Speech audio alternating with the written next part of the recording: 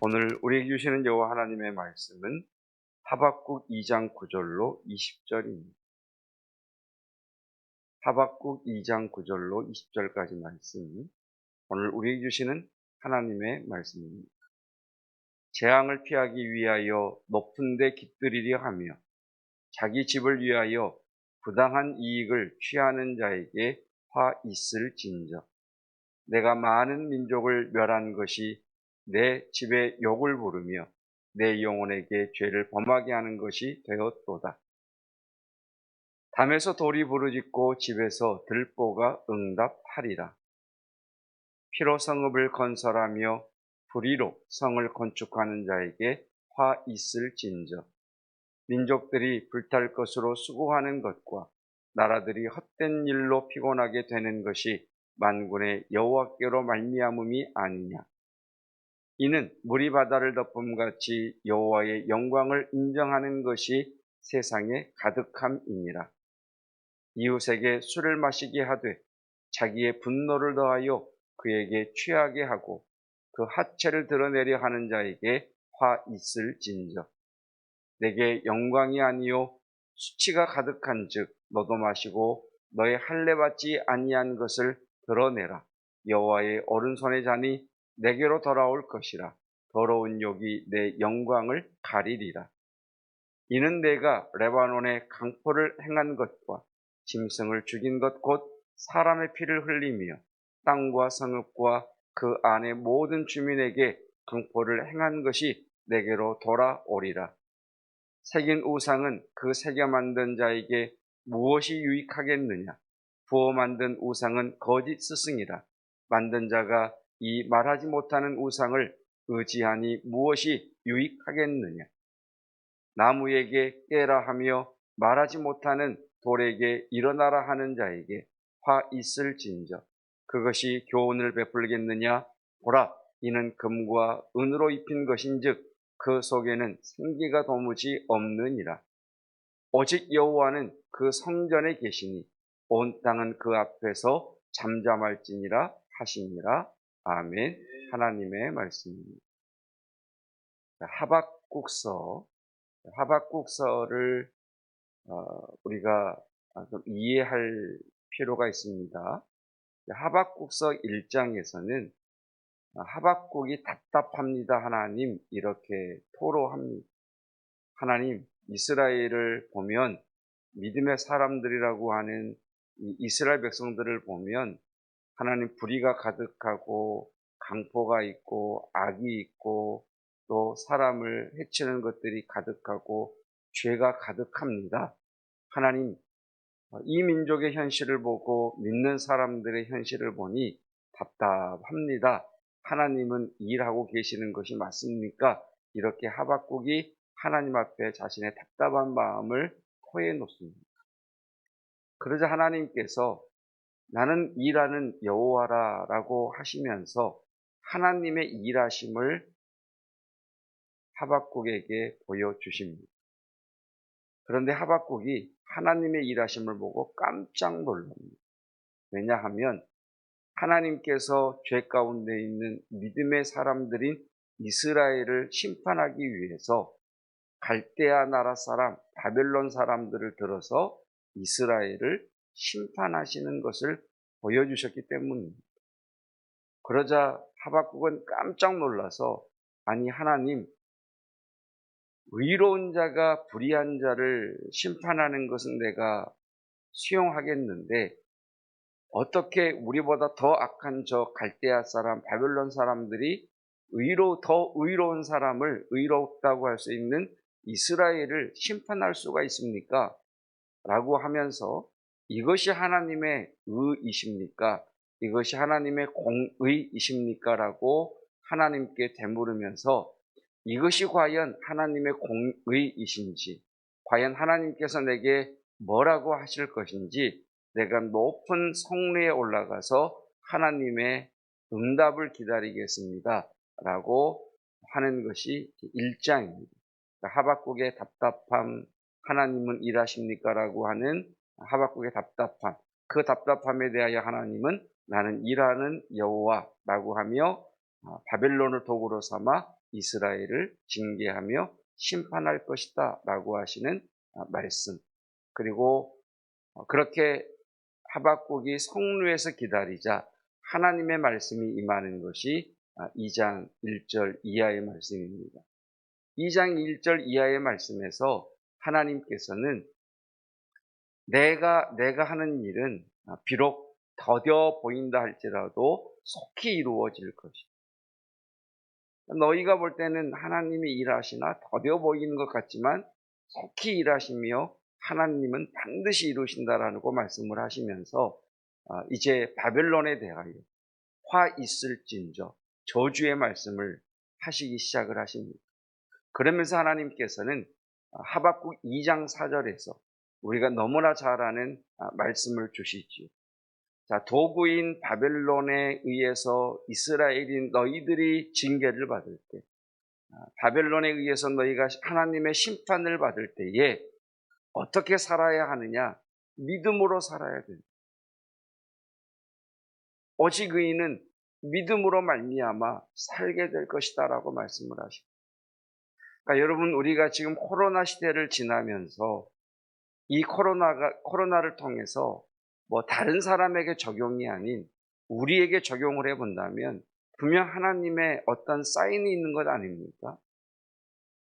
단순히 코로나라고 하는 것은 우리의 생명을 위협하는 것만이 아니라 적어도 예수 그리스도 안에서, 그리고 모든 것을 주관하시는 분이 하나님이라고 하는 것을 믿는 믿음 안에서, 특별히 구약 성경에 하나님이 세상을 심판하실 때에 전쟁과 기근과 전염병을 사용하신다는 것을 알고 있다면 우리는 적어도 내 자신에게 그렇게 적용해야 되지 않겠습니까? 나는 믿음으로 살고 있는, 그 전염병 앞에서 두려워할 수 있고, 그 전염병 앞에서 우리의 삶이 위축되고, 이 전염병으로 말미암아 우리의 삶의 반경이 좁아졌지만, 그러나 적어도 예수 그리스도 안에서 우리는 스스로에게 또 하나님의 거룩한 빛 앞에서 스스로를 비춰보아야죠. 나는 과연 이 시대를 믿음으로 살아가고 있는가? 코로나 시대를 지내면서 계속해서 교회 연구소 같은 경우에서 발표하는 걸 보면 일상이 회복된다고 할지라도 작년부 같은 경우는 30% 이상이 교회에 나오지 않을 것이다 라고 진단을 하고, 다음 세대인 교회 학교 같은 경우는 적어도 45%, 48% 이상이 교회를 나오지 않을 것이다 라고 이야기를 합니다. 이런 어려운 때를 지나면서 어떤 이들은 믿음에서 느슨해지고 어떤 이들은 믿음에서 떠나가기도 하는데, 하나님은 뭐라고 말씀하시느냐? 너희 삶에 위기가 오고 너희 삶에 고난이 왔을 때 너희들이 지켜야 할 것은 믿음으로 사는 것이다. 여러분, 믿음으로 살아내시기를 주님의 이름으로 축복합니다. 그러면서 2장 이서 계속해서 화 있을진저 화 있을진저 화 있을진저 6번의 저주의 말씀을 하십니다. 그 말씀이 우리 9절에서 시작이 되었었죠. 재앙을 피하기 위하여 높은 데 깃들이려 하며 자기 집을 위하여 부당한 이익을 취하는 자에게 화 있을진저. 그 2장에서 하나님이 저주의 말씀을 하시는데, 그 저주의 내용이 무엇이냐는 여러분이 읽어보셔야 되고, 이 저주를 통해서 하나님의 목적하시는 바가 있으십니다. 그 심판을 통해서 하나님이 꾀하고자 하시는 것이 있습니다. 그 말씀이 14절입니다. 14절 말씀, 이는 물이 바다를 덮음같이 여호와의 영광을 인정하는 것이 세상에 가득함입니다.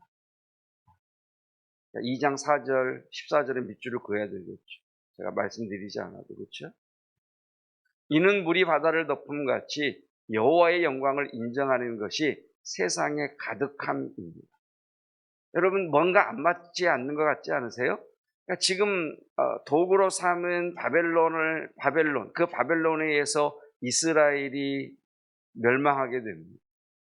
그리고 그 도구로 사용되었던 바벨론도 하나님께서 지금 저주의 말씀을 하고 계십니다. 그 저주의 말씀, 화 있을진저라고 하시는 말씀 가운데에 뭐라고 말씀하시느냐? 물이 바다를 덮음같이 여호와의 영광을 인정하는 것이 세상에 가득할 것이다. 저주와 하나님의 영광? 뭔가 안 맞는 것 같습니다. 지금 하나님은 이렇게 말씀하시는 겁니다. 하나님의 심판이 임했을 때, 하나님의 징계하심이 임하였을 때, 그 바벨론의 박해 속에 있었던 사람들 중에 믿음으로 사는 사람, 그 믿음으로 사는 사람들을 통하여 하나님의 영광이 이 세상에 드러나게 될 것입니다. 비록 고난과 위기와 삶의 급박함 속에 있지만,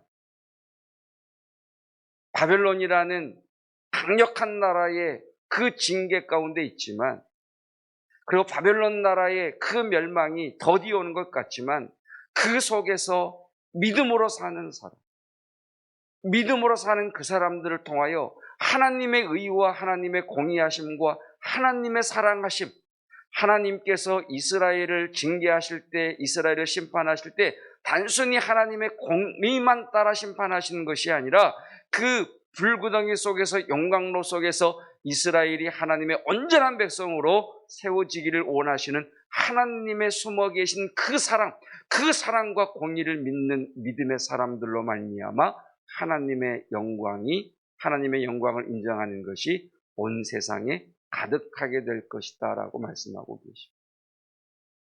여러분, 이 어려운 때를 살아갈 때 하나님의 공의하심과 하나님의 감추어진 그 사랑 까닭에 믿음으로 서시기를 주님의 이름으로 축복합니다. 그때에 그 믿음으로 산 사람을 통하여 하나님의 영광이 드러나게 되실 것입니다. 저와 여러분을 통해 하나님의 영광이 드러나기를 주님의 이름으로 축복합니다. 기도하겠습니다.